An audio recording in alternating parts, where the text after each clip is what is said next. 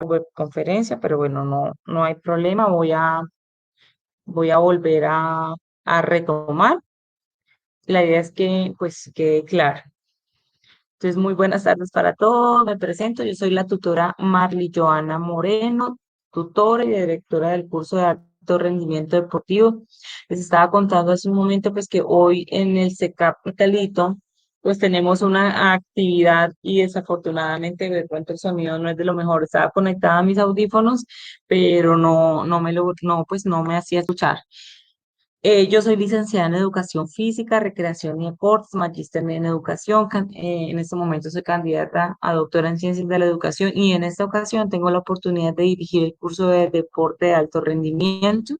Les decía que es importante que ustedes tal vez se están preguntando, bueno, ¿y cómo abordar un curso de deporte de alto rendimiento si yo estoy en un programa de gestión deportiva donde se especifica o se tiene una dirección principalmente a los temas administrativos? Entonces les decía pues que es importante y necesario tener esos fundamentos básicos al menos de lo que es el deporte de alto rendimiento, porque indudablemente el gestor deportivo va a trabajar con marketing deportivo, va a trabajar, digamos que con muchas aristas desde los emprendimientos, pero también va a tener que ver con los deportistas de alto rendimiento y con estos logros que se alcanzan, bien sea a nivel municipal, regional o nacional.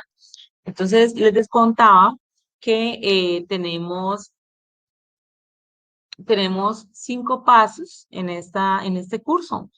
Estos pasos que iniciamos con los preconceptos de reconocimiento del curso, principalmente conocer que ustedes tuvieran la oportunidad de nuevamente interactuar con la plataforma, de conocer los elementos teóricos que trae el curso, las actividades, ¿sí? Y además también de conocer las concepciones que ustedes tienen acerca del alto rendimiento deportivo. Por supuesto, puede ser que algunos estudiantes tengan mucha experiencia desde el hacer, es decir, que hayan sido o que sean deportistas de alto rendimiento, entonces va a quedar como mucho más fácil poder comprender o tener una idea de lo que es el curso o incluso tener una muy buena experiencia en el tema. Luego entonces están el paso 2 que se refiere a los conceptos básicos del deporte de alto rendimiento. Posteriormente el paso 3 que son los modelos, planes y programas de alto rendimiento y con estos empezamos en esta semana justamente. El paso 4 la gestión inmersa en el deporte de alto rendimiento y el paso 5 que son las perspectivas para el alto rendimiento deportivo. Entonces, este curso de deporte de alto rendimiento hace parte de uno de los núcleos problemáticos, uno de los 4 núcleos problemáticos que tenemos nosotros y es el de emprendimientos deportivos. Y ustedes se preguntarán por qué, y es precisamente porque estos tienen que ver eh, en la vista que el gestor deportivo, aunque va a administrar, aunque va a dirigir actividades, programas o proyectos relacionados con deporte, también se busca que el estudiante de gestión deportiva tenga una visión de emprendimiento.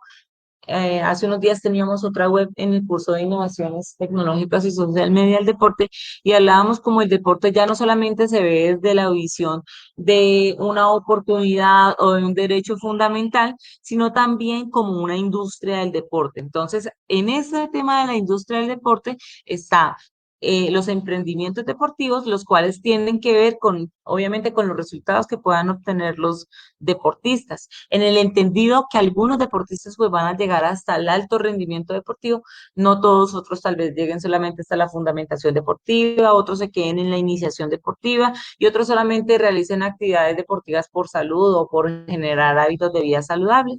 Pero en todo caso, hoy vamos a hablar es precisamente de lo que tiene que ver con el alto rendimiento deportivo. Quizás algunos estudiantes quieran una mayor profundización de alto rendimiento deportivo, pero sí es de anotar que acá en este curso lo que vamos a ver son nociones, pues, de alguna manera básicas, necesarias para que en el ojo de un administrador deportivo, pues, pueda tener en cuenta y a la hora de llevar a su campo laboral, una vez sea profesional, cada una de las acciones o actividades relacionadas a tal fin.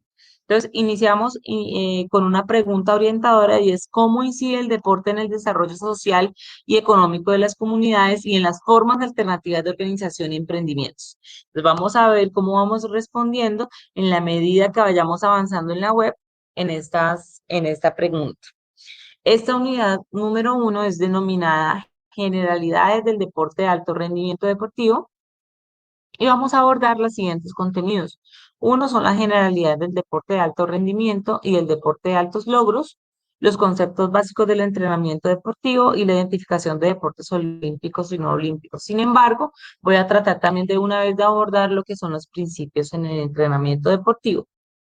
Entonces, ahora nos vamos a preguntar, ¿qué es el deporte de alto rendimiento? Puede ser que muchos estudiantes del programa de gestión deportiva incluso ya hayan tenido la experiencia de ser deportistas de alto rendimiento o estén en el proceso de alcanzar altos logros o incluso ya estén desarrollando funciones de entrenadores precisamente por toda la experiencia.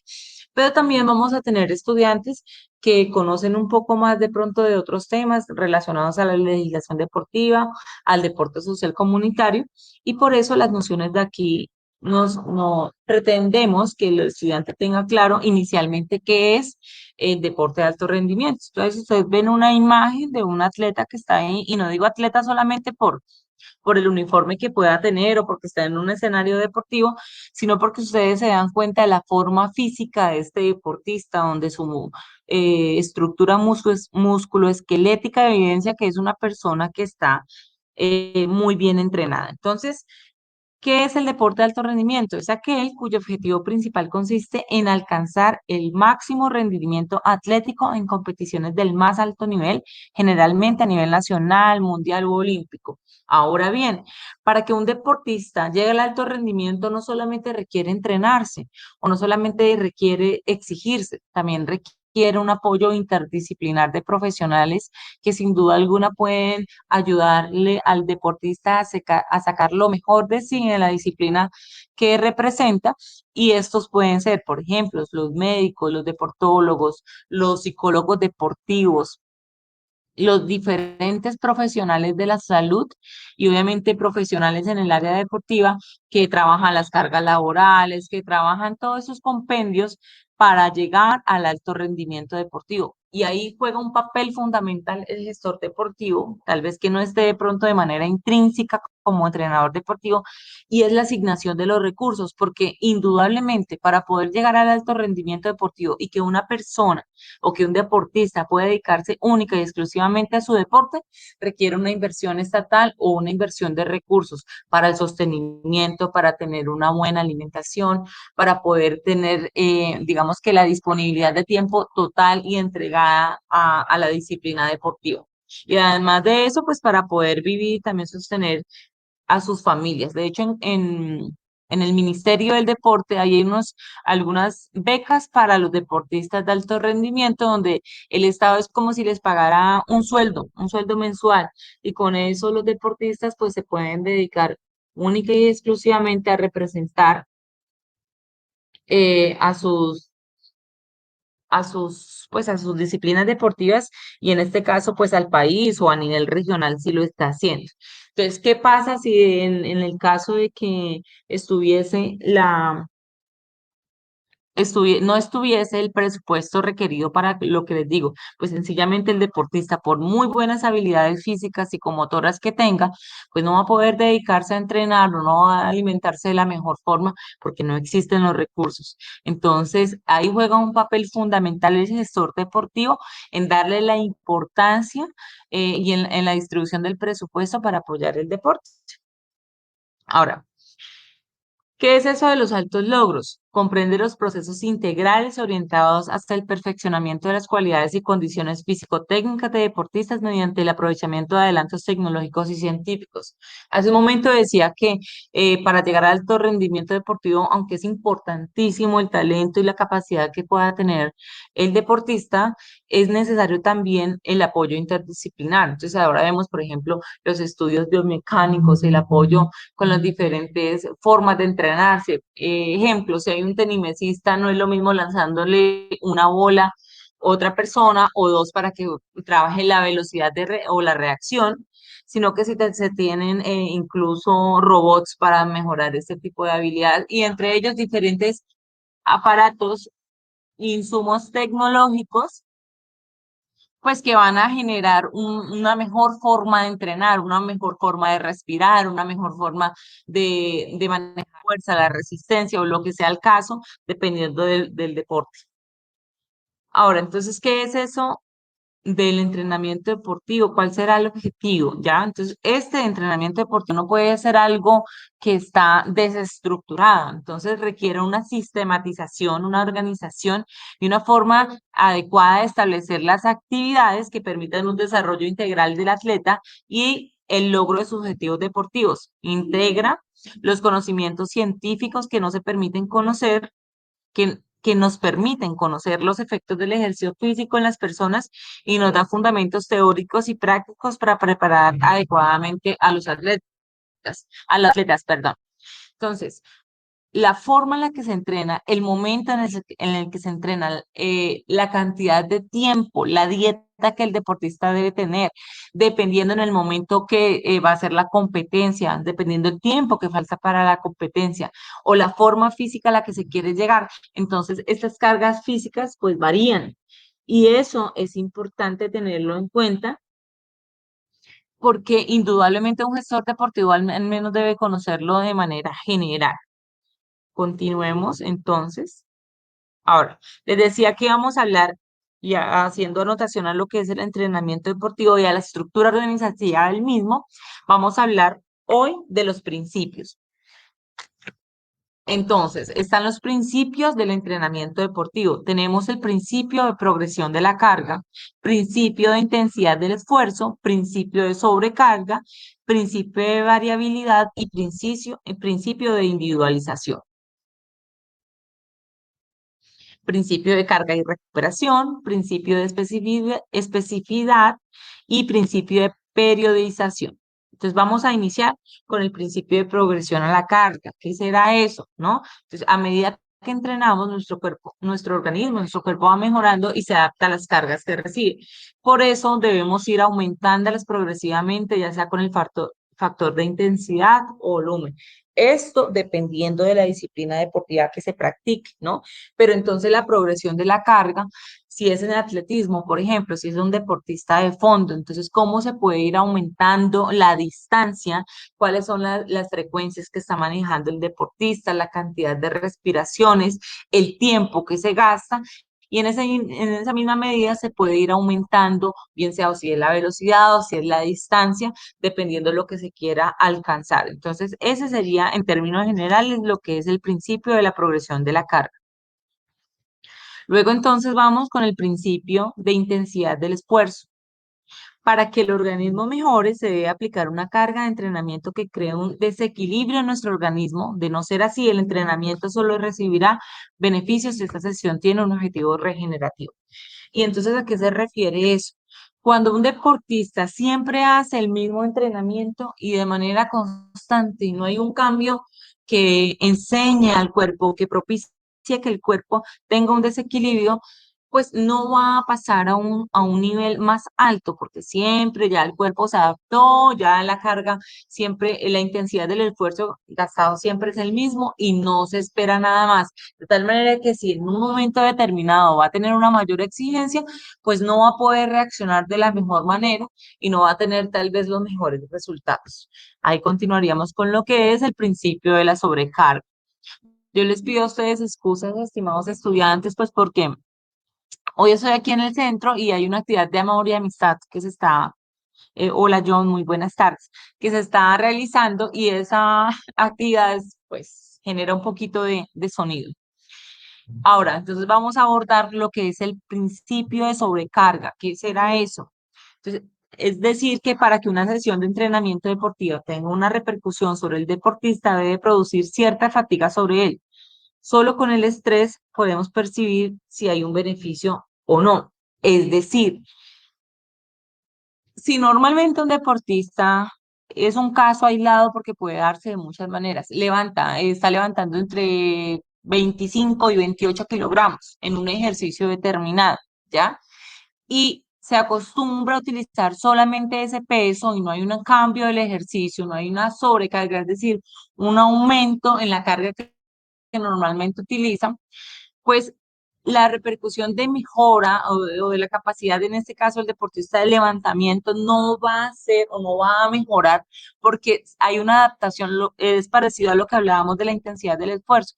Hay una adaptación y se acostumbran los músculos y el sistema musculoesquelético a tener esa misma carga. Entonces es necesario saber manejar la carga, que no sea excesiva, que no vaya por encima de lo que normalmente se ha venido trabajando en el proceso con el deportista. Es decir, volvemos al ejemplo de los 25, 28 kilogramos que está levantando un cierto ejercicio. No podemos poner una sobrecarga del triple de una vez porque ese proceso debe ser progresivo, es decir, paso a paso en la medida que el cuerpo pues vaya en primera medida adaptándose, pero en segunda medida también preparándose para poder recibir más cargas.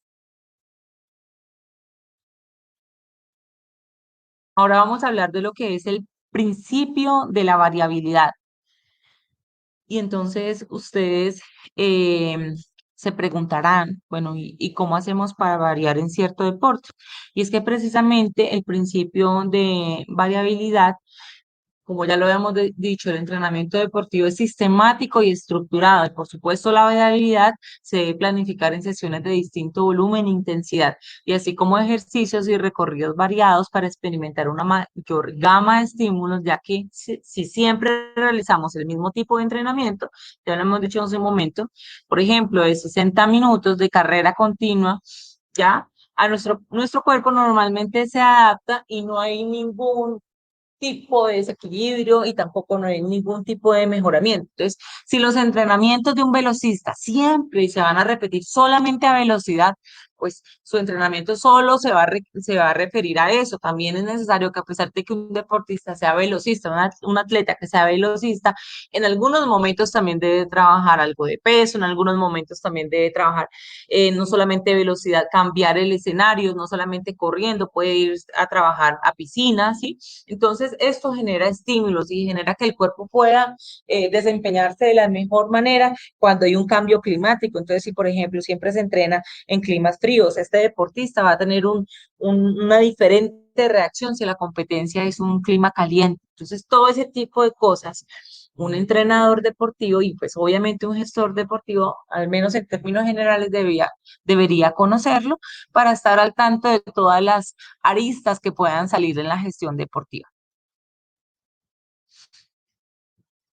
Ahora, el principio de individualización, y este, bueno, igual que todos los demás, es muy importante. ¿Por qué? Porque aunque podemos tener, digamos, el caso dado de luchadores del mismo peso, de la misma estatura, pero con condiciones diferentes, con formas de adaptación diferentes, con fuerzas diferentes. Entonces, ese principio de individualización es muy importante tenerlo en cuenta porque los planes de entrenamiento no se pueden, sobre todo en deportistas individuales, no pueden ser los mismos para todos. Si tengo 10 deportistas y todos son atletas y todos son velocistas, a todos les voy a hacer el mismo entrenamiento, el plan de entrenamiento, porque no es posible. ¿Ya? ¿Por qué? Porque puede ser que algunos deportistas hayan tenido lesiones específicas en algunas partes del cuerpo, porque algunos deportistas, por ejemplo, pueden haber estado enfermos, otros tienen una mayor debilidad en una pierna que en la otra, o tienen mayor fuerza en una pierna que en la otra, en otros requieren mejorar la velocidad, en otros un poco más la resistencia, a pesar de que todos se presenten a la misma categoría y vayan a hacer la misma competencia. Entonces, esos planes de entrenamiento, sobre todo en los deportistas de alto rendimiento, pues deben estar individualizados. Incluso no solamente los planes de entrenamiento, sino los planes de alimentación, porque las formas del cuerpo, si es ectomorfa, si es mesomorfa, pues son distintas y también deben alimentarse de esa misma manera, pues de una manera distinta.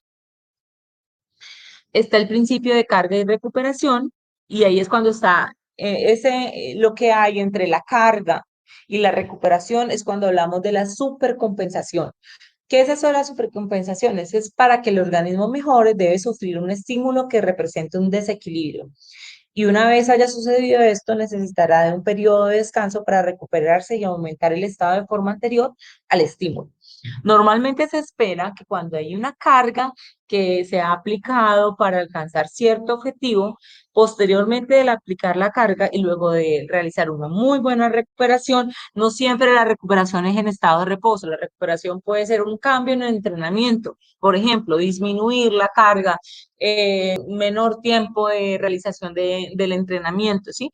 Y luego entonces se espera que el cuerpo pase a ese nivel de supercompensación, es decir, que aumentó la forma, llegó a una mejor forma deportiva o llegó a la forma deportiva que inicialmente está deseada. Ahora, las formas deportivas pueden ir variando. Puede ser que para cierto mes del entrenamiento se espera cierta forma deportiva, pero para el final de la temporada o antes de iniciar la competencia, el deportista tiene otra forma deportiva. Entonces, ahí vamos abordando lo que son los principios. Lo quise hacer pues de esta manera porque realmente sé que tal vez no me están escuchando porque no muy bien por el ruido que hay acá en el centro. Vamos con otro de los principios, que es el principio de especificidad, ¿ya? Y esto se refiere a la velocidad. La velocidad se mejora con velocidad. El ciclismo rodando con la bicicleta y la natación en el agua. Puedes conseguir beneficios mediante el entrenamiento cruzado o realizar entrenamientos de carácter general en algún periodo de la temporada. Entonces, claro, los entrenamientos deben ser específicos. Yo no puedo hacer, por ejemplo, un entrenamiento de fuerza totalmente, ¿sí? Cuando yo lo que quiero es que mi deportista sea velocista, ¿sí? Pero lo decíamos hace un momento en lo que era el principio se me va el nombre, de variabilidad. Sí, no necesariamente siempre los entrenamientos tienen que ser específicamente para lo que se está entrenando. Es decir, se puede entrenar la misma capacidad, pero con otro tipo de entrenamiento. Entonces, este principio sí es, pues, obviamente, aterrizar al entrenador, bueno, al gestor deportivo que se me fue la presentación. John, yo te estoy leyendo lo que me escribes. Yo estoy viendo aquí mi presentación. No sé si de pronto sea tu internet. Yo aquí estoy compartiendo, pero me indicas, por favor, si ahora lo estás mirando. Qué pena que John me está haciendo una pregunta. Este principio de especificidad, pues obviamente, por ejemplo, si hay un equipo de baloncesto y el entrenador solamente lleva a hacer trabajo físico a sus jugadores, pues por supuesto que no está aplicando el principio de especificidad, ¿no? Y es necesario que la mayor parte de los entrenamientos sea justamente jugando baloncesto, sea manejando la fundamentación o haciendo el trabajo táctico en las diferentes jugadas o lanzamientos, etcétera. Ahora, voy a leer a John antes de continuar. Se te fue la presentación.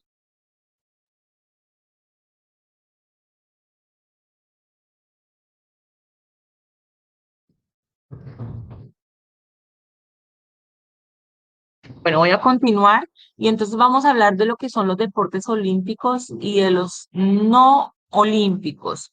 Bueno, entonces ustedes están observando en pantalla lo que son los deportes olímpicos. John, voy a dejar de compartir y voy a volver a compartir mi pantalla para ver si entonces ahora logras observarla.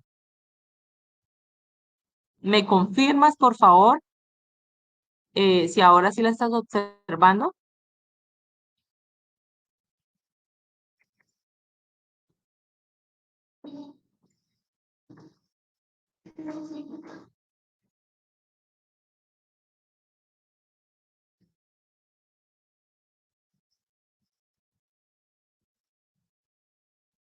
John, entonces yo no sé si es mi red. Yo aquí tengo toda mi red. Eh, Quisiera preguntarle a Lisette, estimada Lisette, ¿tú me puedes decir si tú sí observas mi pantalla? Porque si yo no la observa, puede ser que tenga interferencias con su red.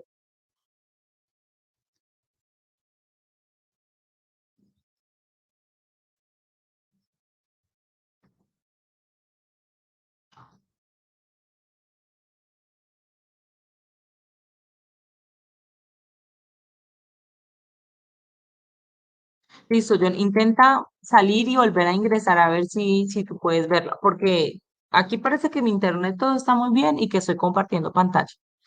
Entonces le voy a hablar de lo que son los deportes olímpicos. Entonces, ¿cuáles son los olímpicos? ¿Cuáles pueden llegar hasta ese salto más importante que son los olímpicos y cuáles algunos de pronto se quedan como deportes que son representativos en algunos países, pero no pasan a ser deportes olímpicos? Entonces tenemos al atletismo, al boxeo, al ciclismo, al fútbol, al golf, la natación. Bueno, los saltos serían parte del atletismo, el taekwondo, el tenis, el pentatlón pues haría parte también del atletismo, ya el remo, el hockey.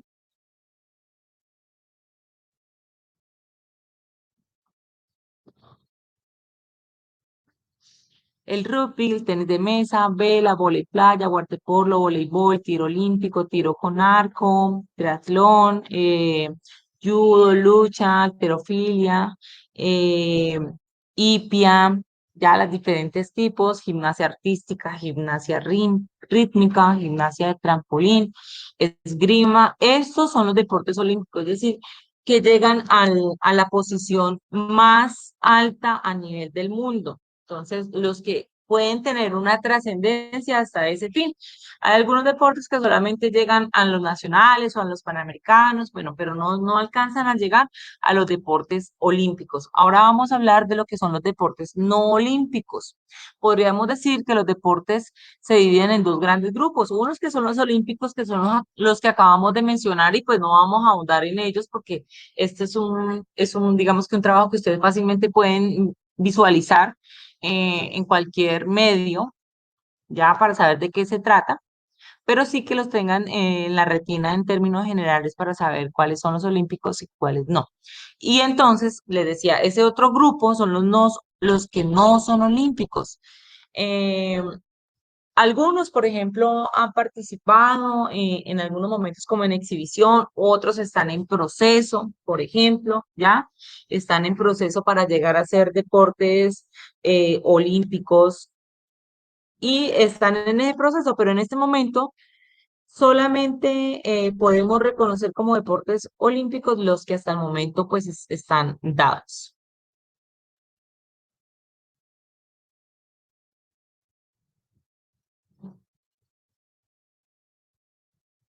En Colombia nosotros nos hemos destacado en patinaje, por ejemplo, muchísimo.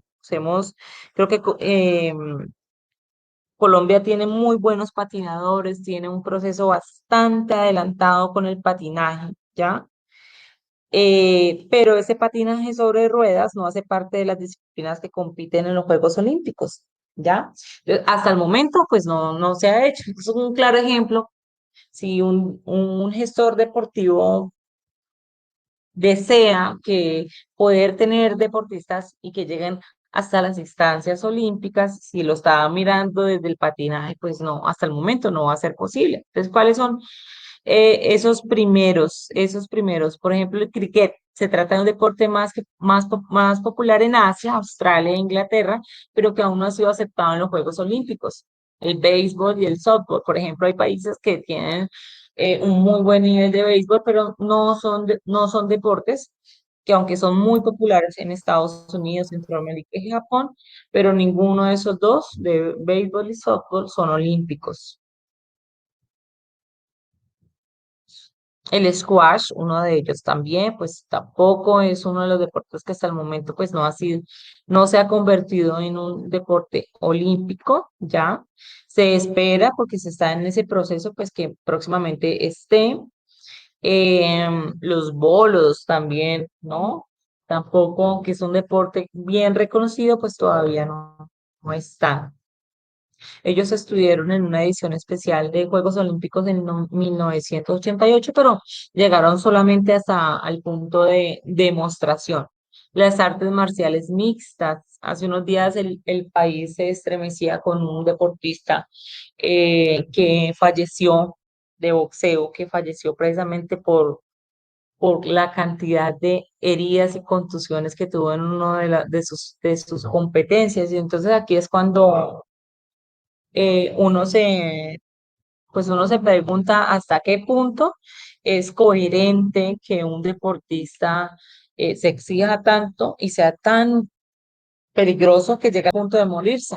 Entonces, eso lo menciono porque pues las artes marciales mixtas también no son deportes reconocidos a nivel olímpico. Por aquí me está escribiendo. Ah, bueno, listo.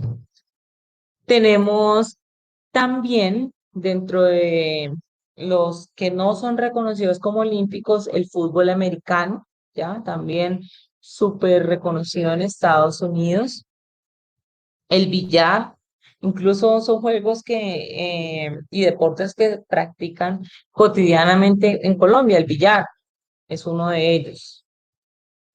También tenemos el polo, la motonáutica. Ustedes van mirando en las diapositivas imágenes relacionadas con los deportes de los que vamos a hablar. Y también está la pelota vasca. Entonces, aquí estaríamos, estimados estudiantes, abordando la temática relacionada con esta primera unidad. Como les decía a ustedes, me voy a regresar un momentico para verlo. En la unidad número 1, hoy vamos a trabajar generalidades del deporte, alto rendimiento y del deporte de altos logros, los conceptos básicos de entrenamiento deportivo y la identificación de deportes olímpicos y no olímpicos. La verdad es que yo espero que en la próxima web conferencia pues podamos digamos que tratar de utilizar un mayor tiempo para hacerlo. Ahora no me parece muy conveniente porque hay demasiada restricción en el sonido y quisiera que cuando le enviaran a ustedes los links de reproducción de la web, pues puedan escuchar y puedan tener, digamos, información clara porque sé que van a escuchar gritos de todo. Por esa razón, solamente entonces vamos a terminar de trabajar o terminamos ya trabajando esta unidad número 1 y en la próxima web conferencia trabajaríamos la unidad 2 y las temáticas pues más adelantaditas para que ustedes puedan escucharla muy bien. Sin embargo, cualquier pregunta que ustedes tengan al respecto de las actividades que están desarrollando, que precisamente en este momento están los foros abiertos de la actividad del paso 3, pues lo pueden hacer. Algunos estudiantes me han escrito al Skype, pero la verdad es que tuve muchas dificultades con Skype porque lo perdí, luego lo recuperé, luego otra vez eh, tuve nuevamente dificultades. Entonces, por esa razón, les voy a escribir aquí en el chat mi número directo de WhatsApp para que entonces puedan escribirme al correo interno de la plataforma o puedan escribirme al WhatsApp. Entonces, ahí está. Y repito en voz, 315-316-7503.